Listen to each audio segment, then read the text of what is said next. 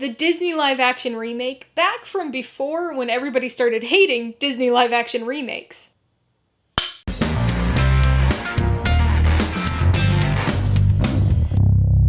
Hey everybody, welcome to Mainely Movies. Today I'm going to be talking about Disney's 1996 live-action remake, 101 Dalmatians. If you're new here, please consider subscribing for a variety of movie-related content like reviews, rank lists, and trailer reactions. All my reviews include a breakdown of the pros and cons, my rating, and some tailored film recommendations, so be sure to watch through to the end of this video for all of that extra content. 101 Dalmatians stars Glenn Close, Jeff Daniels, and Jolie Richards, and was directed by Stephen Herek. Serving as a live-action remake of 1961's animated 101 Dalmatians, it tells the story of Dalmatians Pongo and Perdita, who must rescue their stolen litter of puppies from the evil Cruella de Vil. Given the notoriety that Disney's live-action remakes have garnered over the past decade, it's really interesting to revisit one of the studio's earliest remakes. This was actually Disney's second theatrically released live-action remake, following 1994's The Jungle Book, but it was my personal introduction to this film concept that we've become also accustomed to now. This remake came out when I was 6 years old. I saw it in theaters, and I used to love it just as much as the original animated version. To be honest, I don't really know which one I saw first. I have to imagine I watched the animated one on VHS at some point before seeing this remake, but I don't have any major recollection of one existing without the other. They've just always both been 101 Dalmatians to me. So much so that I've only somewhat recently realized how much I've actually always conflated the two films. Now, given that we're talking about an original and a remake, conflation of these two movies isn't that far-fetched. In fact, by Disney live-action remake standards, I think this is a really good remake. The core of the story and plot from the original is still there, and there are a number of scenes and moments that are lifted from the animated film, but you'd be really hard-pressed to say that this is a shot-for-shot remake. There are a number of changes here. Some of them, especially in the climax, don't really work as well as what was in the original movie, but I will say that the changes made to the first act or so were actually really effective. Like many of Disney's animated movies, 101 Dalmatians was a breezy and quick film. I mean, its runtime clocks in at under 80 minutes, so as a result, there are aspects of its story that kind of get breezed over, especially with regard to many of the human characters. And that is one of the aspects where this remake actually really shines. Now, I'm not saying we've got Oscar-worthy character development here or anything, but this film does flesh out some of these characters a bit more. In particular, I think it does a really good job with Roger and Anita. They were cute and charming in the original film, but we get a little bit more of that here. This movie kind of starts off as a romantic comedy, and I find that it does a much better job of setting things up and making me care about these characters, which does have a downside that I'll talk about in a little bit. The one human character that I've always been interested in, even in the animated film, is, of course, Cruella de Vil, and Glenn Close gives it her all here. Like I said before, I was 6 years old when I first saw this film, so this role was my introduction to Glenn Close, and to be honest, it's still the first performance of hers that pops into my head whenever I hear her name. She is wild in this movie. It had been a while since I last saw this film, so I forgot just how over the top she is here. But that's not a negative in this case. Cruella's always been an insane and very theatrical villain, so a performance that would seem hammy in just about any other context is actually perfectly suited for this film. Anything less, and she wouldn't have seemed like Cruella. So right about now, you're probably thinking, okay, enough with the humans. This is 101 Dalmatians. So let's talk about the dogs a bit. They are as adorable as you would expect. I don't think they ever actually had 99 puppies on set, but even just having a couple dozen in any given shot is a cuteness overload. For me though, the thing I used to always remember and like most about this movie was Pongo, and to a lesser extent Perdita. And watching now, Pongo was still easily my favorite dog here. This movie has got some really good dog acting. Some of the puppy stuff is clearly CGI, but Pongo and Perdita are just real trained dogs, and yet they're exceptionally expressive. And that expressiveness is extremely important here, because of the biggest difference between the original film and this remake. The dogs don't talk. In the original movie, the animals talk to each other. Pongo, Perdita, the puppies, cows, horses, they all talked. With this remake, they did away with that. The animals never talk to each other. We don't get any Pongo narration. We never hear what they're thinking.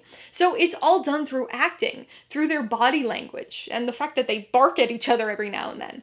And on one hand, or paw, I really like that decision. The original movie seems different from other Disney films, in part because it had this feeling of being set in the modern real world.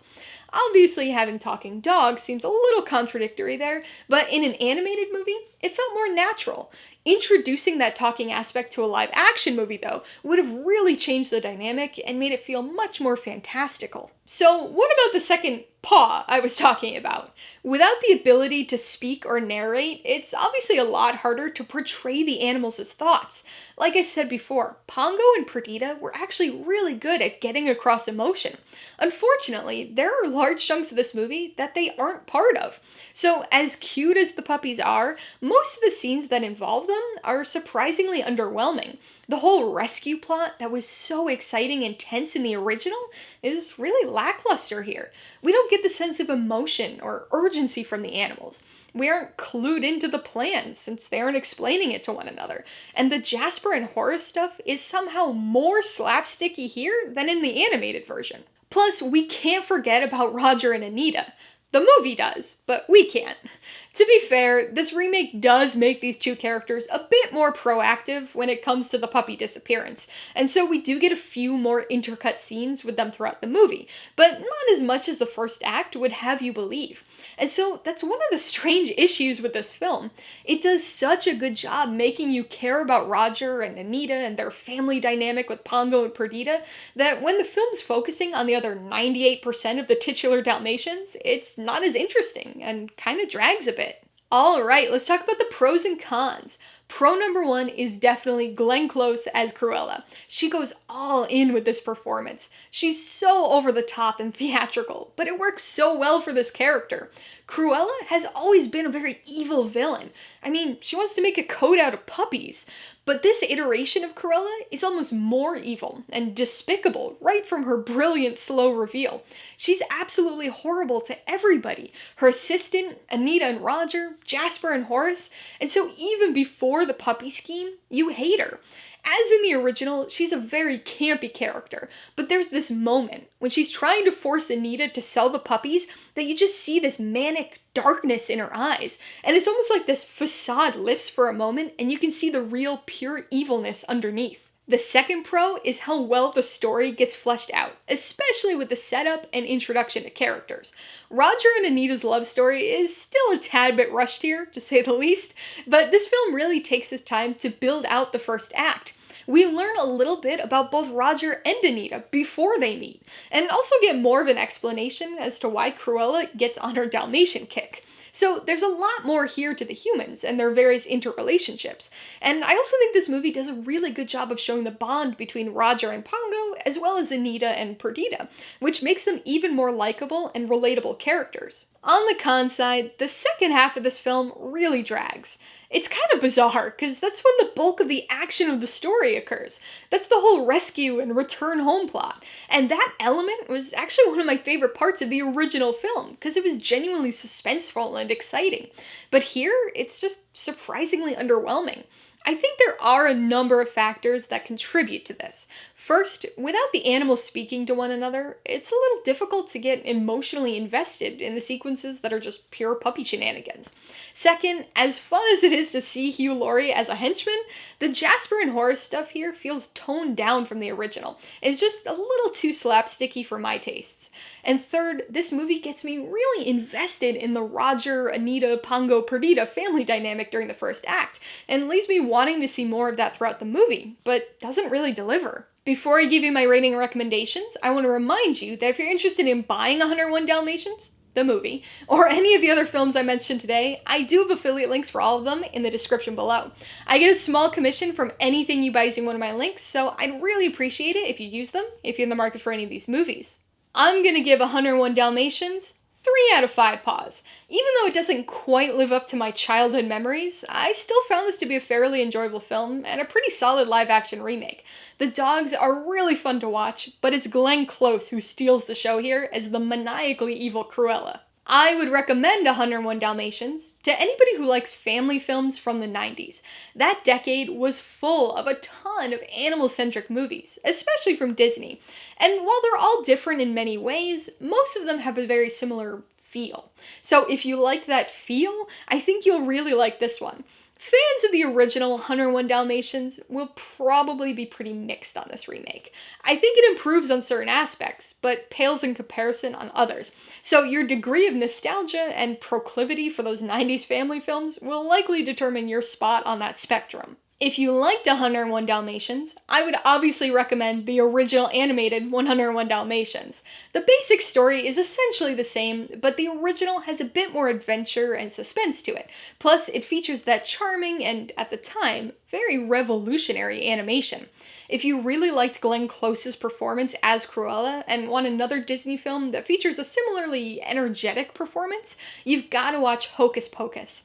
It's a very different type of story, though actually thinking about it, there are a surprising number of plot similarities. But the big connection here would be Bette Midler's fantastically evil, funny, over-the-top performance as Winifred Sanderson. And if you like the more slapstick elements of this film and want another Disney dog movie, you should check out Snow Dogs, which features plenty of trips and slips and falls, as well as a lot of dog shenanigans. Alright, a couple questions for you guys. Number 1, have you seen 101 Dalmatians? If so, what'd you think of it? And number 2, what's your favorite performance in a Disney live-action remake? Be sure to leave your answers in the comments below so we can get a discussion going. Alright, so if you got some enjoyment, insight, or information out of this review, I'd appreciate it if you'd hit that like button. And if you haven't done so already, please hit subscribe or add it to see more videos like this. Till next time, this has been Alyssa with Mainely Movies. The way life should be.